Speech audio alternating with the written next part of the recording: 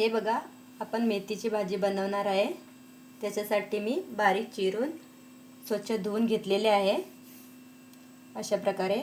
आता इथं 2 मिरच्या, 4 मिरच्या, कांदे असे चिरून घेतलेले आहेत, हे पाहू शकता।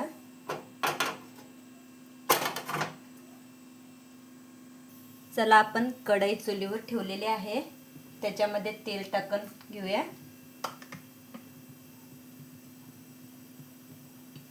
थोडंसं तेल टाकून घेऊया, त्याच्यामध्ये आपण जिरं मोहरी टाकून घेऊया थोडेसे।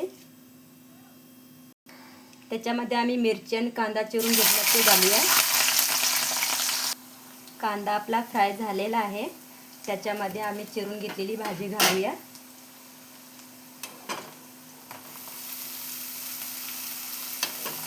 असे सगळे घालून घेऊया कढईमध्ये।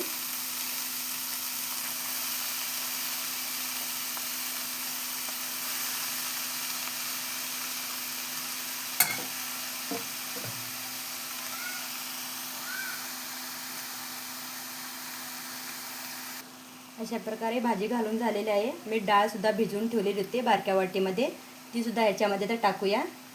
तूर डाळ घालून झालेले आहे, त्याच्यामध्ये आम्ही थोडंसं चवीनुसार मीठ टाकून देऊया।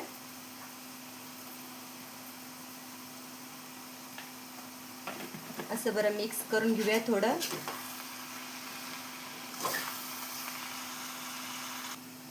त्याला बरं असं मिक्स करून घेऊया।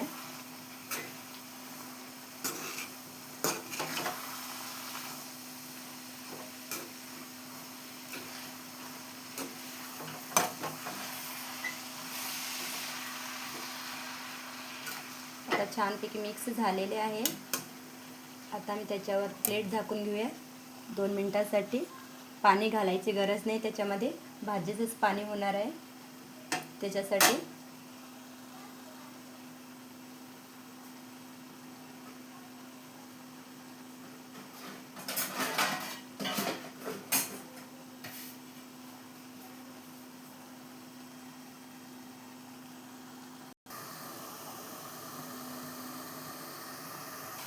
ही भाजी अशी साध्या सोप्या पद्धतीने बनवली तर चपाती जर भाकरीवर सुद्धा खाण्यासाठी छान लागते।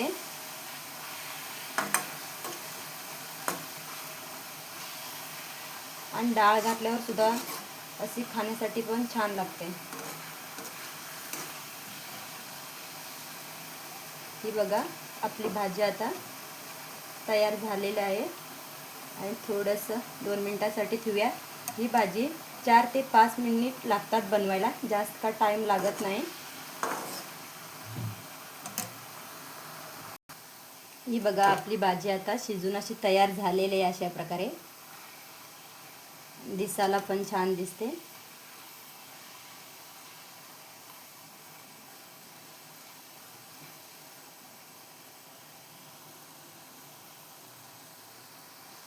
ह्या भाजीमध्ये ना जास्त काही घालायची गरजच नाही। 4 मिरची, किती पाहिजे असेल तितकी मिरची, 1 कांदा असा, आणि थोडीशी डाळ टाकल्यावर आणि थोडंसं मीठ, एवढं जास्त सुद्धा घालायची गरज नाही। अशा पण पद्धतीने छान लागते।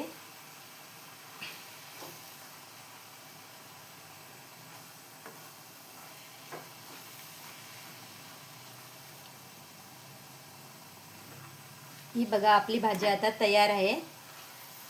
आवडलं असलं तर लाईक करा। थँक्यू, धन्यवाद।